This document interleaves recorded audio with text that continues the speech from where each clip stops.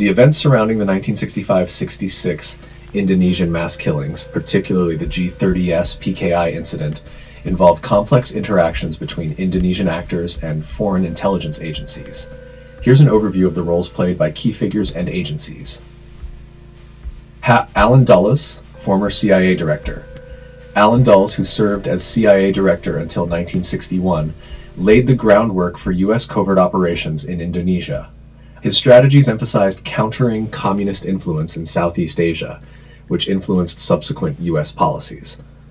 Although Dulles was no longer in office during the 1965 events, his earlier initiatives contributed to the CIA's approach in the region.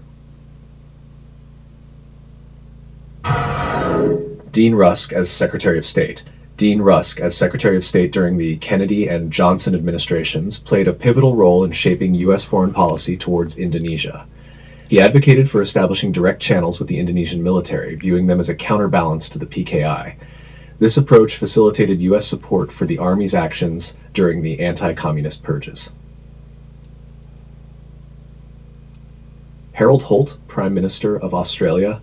Harold Holt, Australia's Prime Minister during the critical period of 1965 to 66, expressed satisfaction with the suppression of the PKI. He reportedly stated, "With 500,000 to 1 million communist sympathizers knocked off, I think it's safe to assume a reorientation has taken place." Australia's support for the Indonesian military's actions was part of a broader Western alignment against communism in the region. British Psychological Operations, based in Singapore.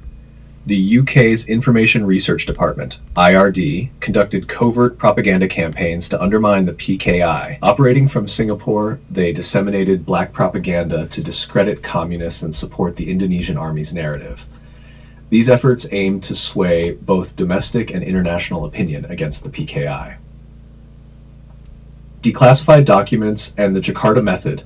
Declassified U.S. State Department documents revealed the extent of American involvement in Indonesia's anti-communist actions.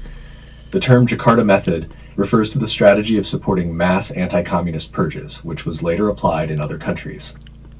These documents show that the U.S. provided the Indonesian military with lists of suspected communists, effectively endorsing the subsequent mass killings.